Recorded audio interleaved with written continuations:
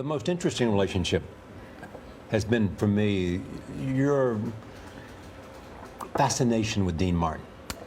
Oh my gosh, that began at the Copacabana, 1949. Martin and Lewis, big hit in America, and playing at the Copa. And on my night, on my Cardinal Hayes High School prom, where you actually had a girl, you took a girlfriend to the Copa, 5 guys got a limo, we all jumped in the car with our dates, and we went to see Dean and Jerry. Well, I had heard so much about Jerry and not that much about Dean because Jerry was getting all the laughs.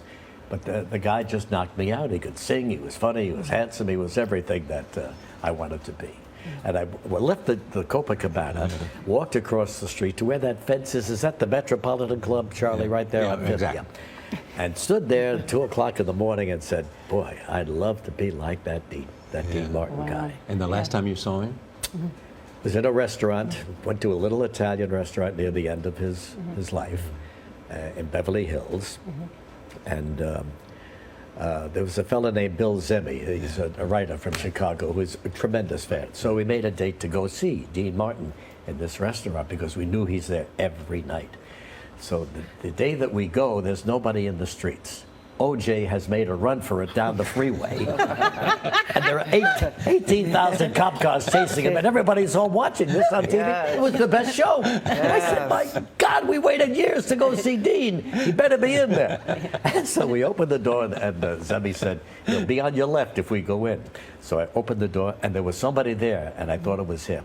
And the TV was on, of course, watching the OJ chase. in that Bronco. Yeah, I'm right in that white Bronco. And so anyway, that's the last. I went over and I said hello to him, you know, and because he had been on the Bishop Show a couple of times, and once I was actually not stuck in a trailer, but I went to see him in his trailer. They were making a Cannonball movie with Burt Reynolds, and I sat there. And I told them the whole story, you know, the Copacabana. And then years later, I had a job in a plastic factory in Long Island. I could hear you saying But it was the midnight to 8 in the morning run, and I hated to go. And so I would play Dean singing "One Foot in Heaven." And he said, I don't remember that song, Regis. I said, "One Foot in Heaven, Dean." He said, "Sing it to me." So I sing this whole bloody song to Dean Martin, and he says, "No, I don't remember." Yeah, it's still not ringing a bell.